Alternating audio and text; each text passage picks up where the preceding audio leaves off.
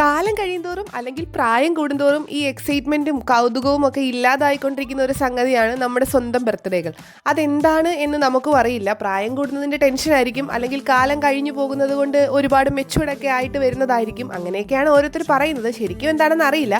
എങ്കിലും 11:55 എന്നെ വിളിച്ചിട്ട് ഒരു കേക്കൊക്കെ മുറിക്കാം എന്ന് പറഞ്ഞതുകൊണ്ട് എന്നാൽ പിന്നെ 12 മണി ആയിക്കോട്ടെ എന്ന് വിചാരിച്ച് ഞാൻ 5 മിനിറ്റ് വെയിറ്റ് ചെയ്തൊക്കെ ഇരുന്നു.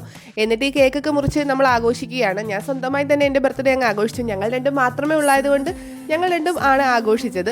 പിന്നെ എന്തിനാണ് ഈ കേക്കൊക്കെ മുറിച്ച് ഇത്ര പ്രായത്തിലൊക്കെ ആഘോഷിക്കുന്നതെന്ന് ചിലതൊക്കെ ചോദിക്കാറുണ്ട്. നമ്മൾ ഈ ഒരു വർഷം അതിജീവിച്ചെന്ന് നമ്മളെ തന്നെ വിശ്വസിപ്പിച്ച് നമ്മൾ നമ്മളോട് തന്നെ അങ്ങ് നന്ദിയുള്ളവരായി തീരുക എന്നതല്ലേ അതിൻ്റെ ഒരു ശരി.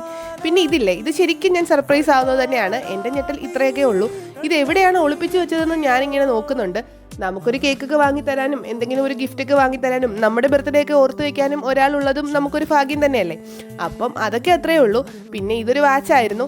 കാസിയോയുടെ വിൻറ്റേജ് സീരീസിലുള്ള ഒരു വാച്ചായിരുന്നു. കുറച്ച് നേരം ഞാൻ അതൊക്കെ ഇട്ടൊരു ഷോ ഒക്കെ കാണിച്ചിട്ട് നമ്മൾ പോയി കിടന്ന് ഉറങ്ങാൻ പോവുകയാണ്. അപ്പം ഞാൻ എന്നോട് തന്നെ ഒരു ഹാപ്പി ബർത്ത്ഡേ പറയുന്നു ഈ വർഷം അതിജീവിച്ചതിന്. അപ്പോൾ ശരി, ഓക്കെ, ബൈ, താങ്ക് യു.